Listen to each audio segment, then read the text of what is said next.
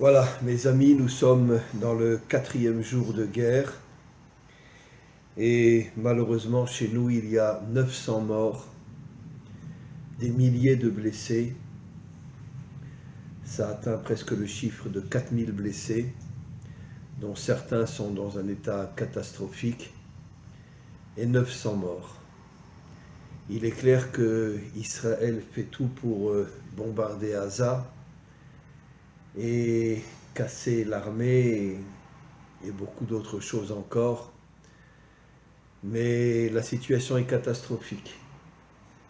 On n'a jamais eu, dans aucune guerre, 900 citoyens qui sont morts. Malheureusement, c'était des soldats qui mouraient pendant la guerre de Kippour ou pendant d'autres guerres.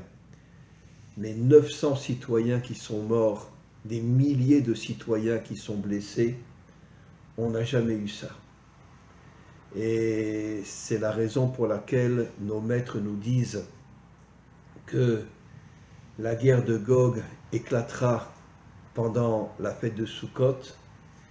Et effectivement, elle a commencé pendant la guerre de Sukkot. Je n'ai absolument aucun doute, et ça on le sait, les journaux le disent, que ce sont les Iraniens qui donnent des armes au Hezbollah et au Hamas. Et bien évidemment, je suis absolument convaincu que les Iraniens vont nous attaquer et que la guerre va durer encore pendant énormément de temps. Et on prie. Et vous aussi, mes amis qui m'écoutez, priez pour nos soldats. Priez pour tous ces citoyens qui meurent. 900 citoyens qui sont morts aujourd'hui dans la région de Gaza, parce que bon, ils envoient des bombes sur les maisons, etc.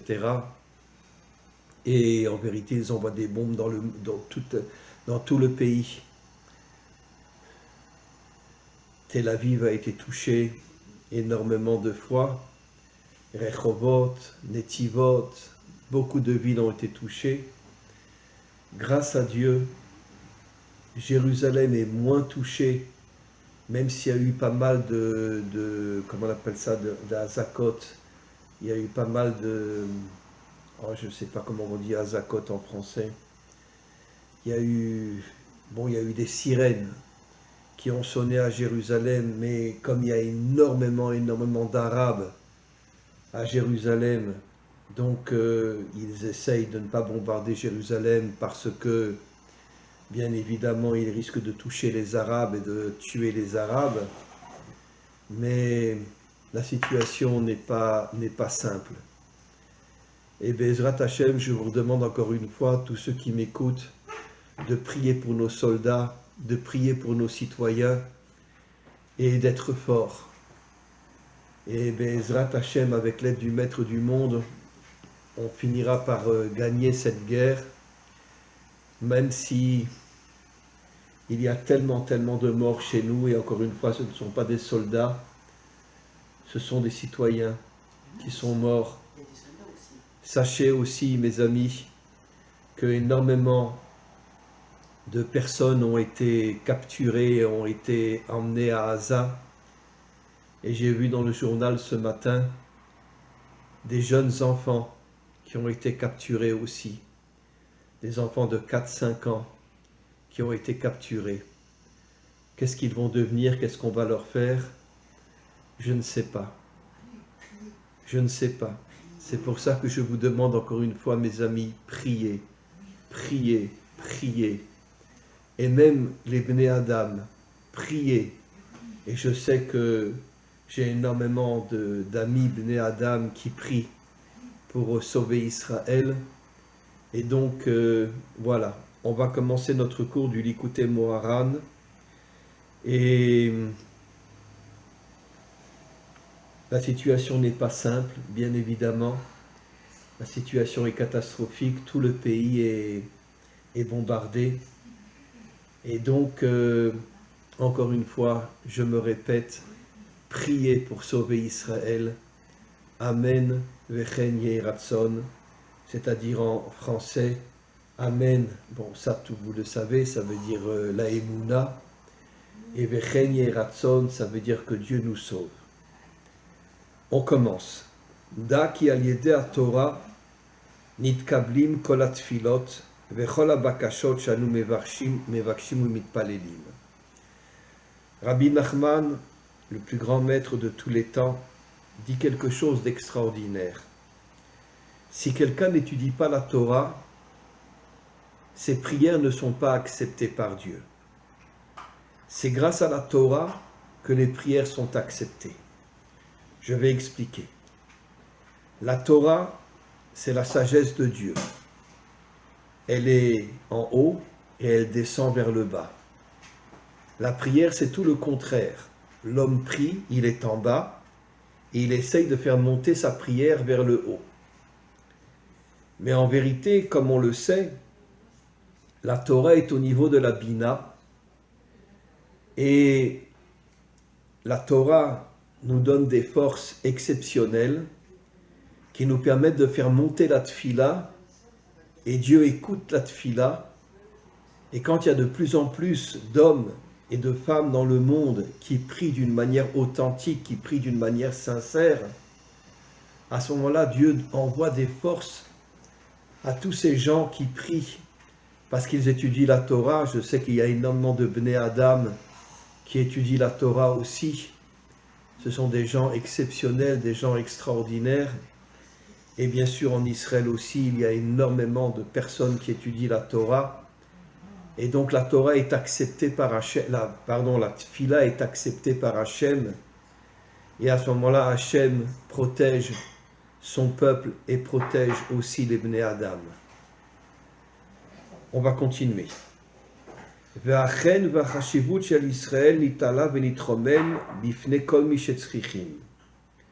Quand un homme étudie la Torah d'une manière authentique, sa prière est acceptée par Dieu. Et à ce moment-là, le chen et la chashivut, ça veut dire que l'importance d'Israël, à ce moment-là, monte devant Dieu. En beruchani, en begashmi, Rabbi Nachman dit quelque chose d'extraordinaire, c'est pas seulement la spiritualité qui monte vers Dieu, mais c'est aussi la matérialité.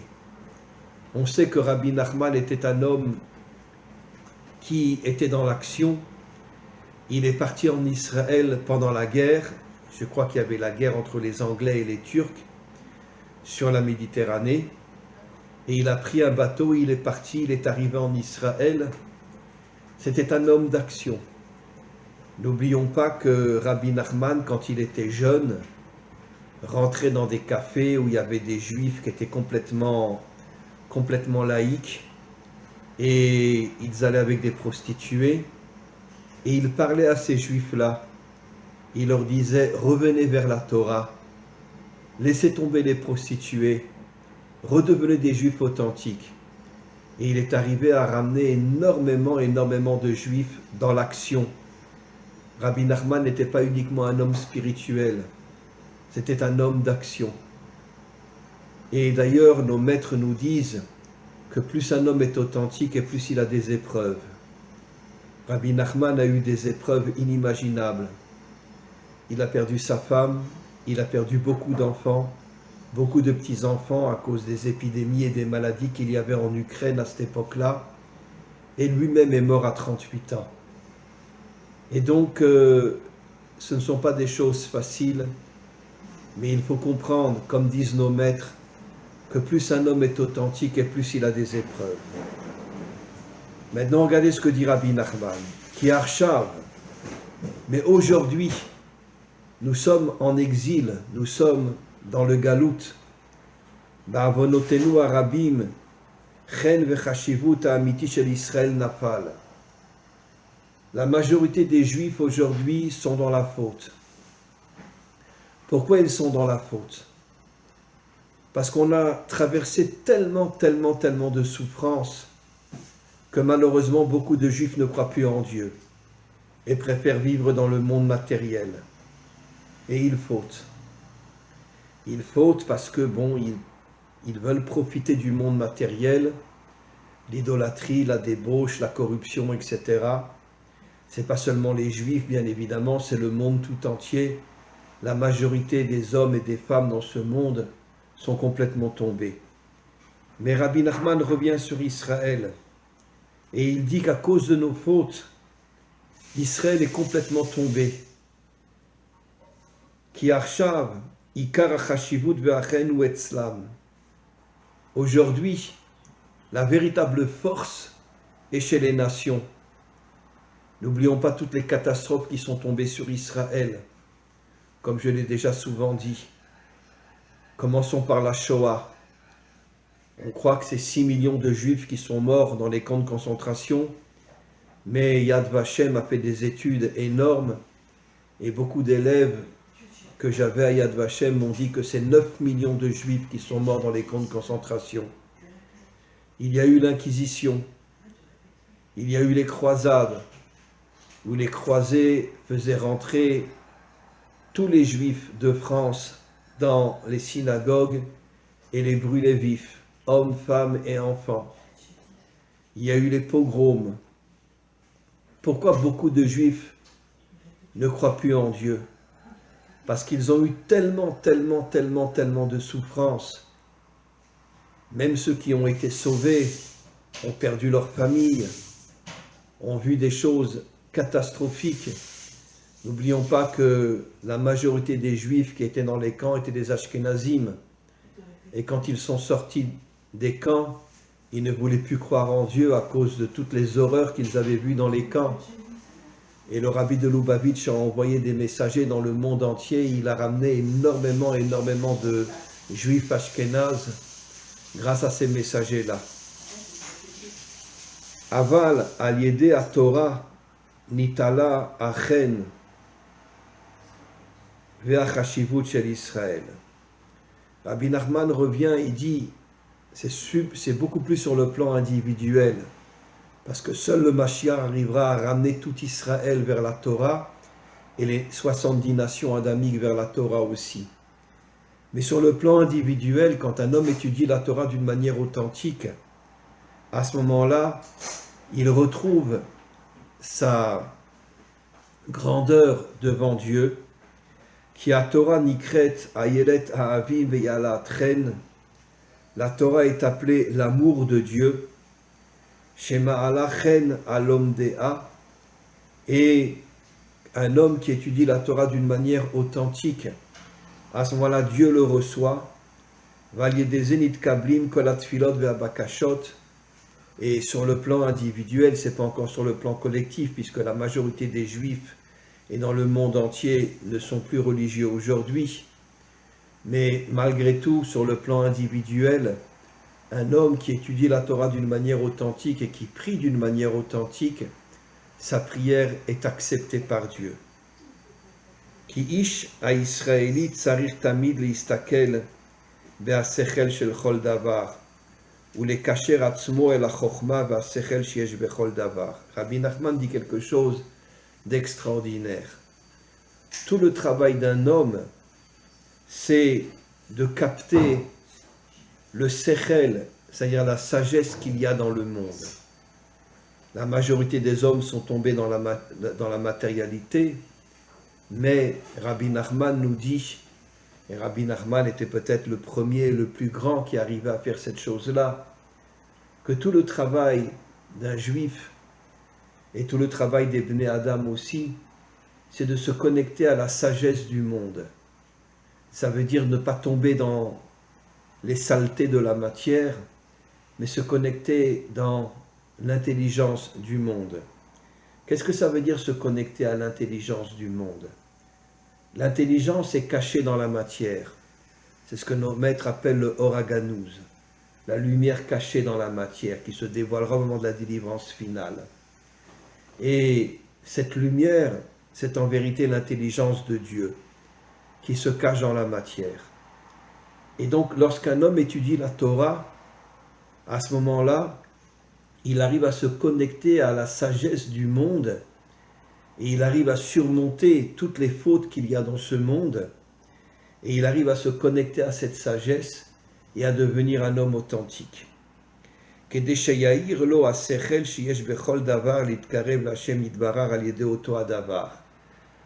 un homme étudie la Torah, plus il se connecte à l'intelligence cachée qu'il y a dans ce monde et plus il se connecte à Dieu. Qui a sechel ou or gadol. La sagesse qui est cachée dans ce monde est une lumière infinie. La lumière qui a été créée le premier jour, mais que Dieu a cachée dans le monde matériel. Ce qu'on appelle le or aganouz, la lumière cachée. Ou meir lo bechol drachav. Quand un homme étudie la Torah et se connecte à la sagesse du monde, à ce moment-là, son chemin est le chemin de Dieu et il ne tombe plus du tout dans les fautes. Pourquoi? Comme je l'ai expliqué, parce que la Torah, comme le dit le Zohar, est au niveau de la Bina. La Bina nous donne des forces exceptionnelles qui nous permettent de ne plus tomber dans toutes les fautes de ce monde. Kemo shekatuv chormat adam ta'ir panav. La sagesse qui est cachée dans ce monde éclaire le visage de l'homme et à ce moment-là, grâce à cette lumière qu'il reçoit, il ne tombe plus dans toutes les fautes. Veze bechinat Yaakov. Yaakov, comme on le sait, c'était Tiferet, ce qu'on appelle en français l'unité. Comme on le sait, il a épousé Léa qui était dans la Bina, Rachel qui était dans la Malchut, c'est-à-dire le monde d'en haut et le monde d'en bas.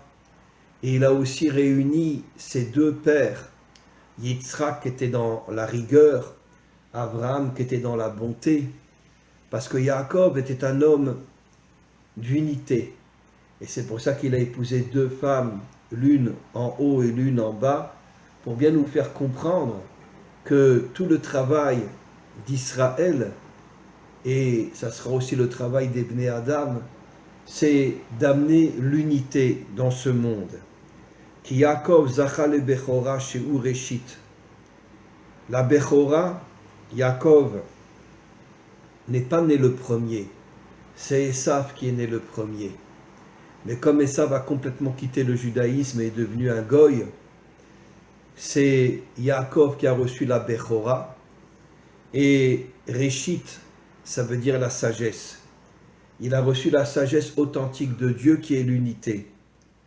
Sheu Bechinat Chochma, qui est la sagesse authentique. Kemo shekatuv Reshit Chochma. Reshit fait allusion à la Chochma. Pourquoi Reshit fait allusion à la Chochma? Reshit veut dire en hébreu le commencement. Tout le travail de l'homme, c'est de commencer à se connecter à la sagesse divine. Et à ce moment-là, il ne tombe plus dans toutes les fautes de ce monde. Veya agvenize pa'amayim vechakmeni. Et Yaakov, qui s'appelle Yaakov, qui fait allusion au talon. Le talon, c'est le Ekev. Mais en vérité, Yaakov a mérité de faire descendre la Chochma dans tout son corps, jusqu'au talon. Comme il est dit que le Mashiach arrivera à faire rentrer la sagesse même dans son talon, ça veut dire dans tout son corps. C'est pas à prendre à la lettre véritablement, mais ça veut dire que le Mashiach fera rentrer la sagesse dans tout son corps. Et Yaakov aussi est arrivé à faire descendre la sagesse jusque dans son talon. Ça veut dire que quand il marchait, il s'éloignait des fautes et il marchait uniquement avec Dieu. Veze bechinat hashemesh, qui a sechel ou meir lo bechol drachav. De la même manière que le soleil éclaire le monde, de la même manière la sagesse de Dieu éclaire le monde. Veze bechinat ve'orar tzadikim ke'or noga oler ve'or ad nachon hayom, que la lumière de Dieu éclaire les justes, les hommes authentiques, qui a chokhma va sechel ou a chayut shel kol davar. Et là, Rabbi Nachman dit quelque chose d'absolument extraordinaire, que la sagesse, c'est pas seulement la lumière, c'est aussi la vie. Ça veut dire que la vie rentre dans l'homme, kemo shekatuv, va chokhma techaye, la sagesse nous donne la vie authentique. Ki mechamat she'or ha'sechel gadol me'od, la lumière de la sagesse de Dieu est infinie, puisque Dieu est infini, sa sagesse est infinie, et la lumière qui rentre en nous lorsqu'on étudie la Torah et lorsqu'on se connecte à la sagesse qui est cachée dans le monde matériel, évidemment, On reçoit une lumière infinie en nous. Yefshar liskot elav kim al yede bechinat nun, sheu bechinat malchut. J'avoue que quand j'étudie les textes de Rabbi Nachman, j'ai jamais vu un homme aussi grand, comme le Rabbi Lubavitch. Pour moi, les deux maîtres les plus grands, c'est le Rabbi Lubavitch et Rabbi Nachman. Le Nun fait allusion à la Malchut. Et qu'est-ce que c'est la Malchut? Aujourd'hui, la Malchut n'a pas de couronne, elle est tombée entre les mains de tous les méchants de ce monde, les politiciens, la finance, etc. Mais tout le travail de l'homme, c'est de ramener la Malchut à Dieu. Ce qu'on appelle Keter Malchut. Ça veut dire Keter, c'est la couronne. Dieu donnera la couronne à la Malchut et Dieu se dévoilera dans ce monde au moment de la délivrance finale. Et tout le travail de l'homme, maintenant c'est sur le plan individuel bien évidemment, mais ça marche quand même, c'est de comprendre qu'en vérité le seul maître du monde c'est Dieu, c'est Hachem, et c'est lui qui se dévoilera grâce au Mashiach. Il n'y aura plus de politiciens, il n'y aura plus de finances, il n'y aura plus rien, il y aura la propreté et la pureté dans ce monde, et Dieu sera d'une bonté inimaginable, et on rentrera dans le monde à venir que personne ne connaît, mais on verra quand on y sera. Kemo shekatuv, lifne shemesh yinun shemo. Devant la lumière de Dieu se trouve la malchut, la shon malchut. Veze bechinat levana, la malchut, c'est aujourd'hui en exil, c'est la lune. La lune ne brille que dans l'obscurité. Pourquoi la lune ne brille que dans l'obscurité? Parce que ce monde est un monde obscur, comme disent nos maîtres dans le Talmud. Même si le soleil nous éclaire, ce monde est un monde qui est dans l'obscurité totale, puisque la majorité des hommes sont dans la faute totale. Mais un jour, disent nos maîtres, la lune se connectera au soleil. Ça veut dire qu'en vérité, que la malchut se connectera à la lumière de Dieu, et dans ce monde, il y aura une lumière infinie qui éclairera ce monde. Qui a levana en la or meatzma. La lune n'a pas de lumière puisqu'elle est aujourd'hui dans l'obscurité totale. Mais vezeu bechinat malchut de litla megar maklum, qui pour l'instant n'a pas de lumière. Et là mashemekabelet mina shemesh. Mais un jour venaase or alvana ke or achama.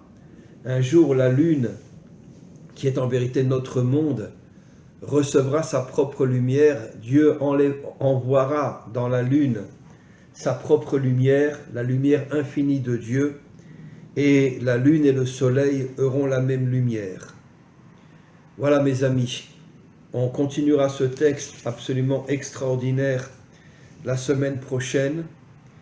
Encore une fois, je me répète, priez pour le Ham Israël, priez surtout pour les soldats d'Israël, priez pour tous les citoyens qui meurent, et Be'ezrat Hashem, on continuera ce cours du Likutei Moharam la semaine prochaine.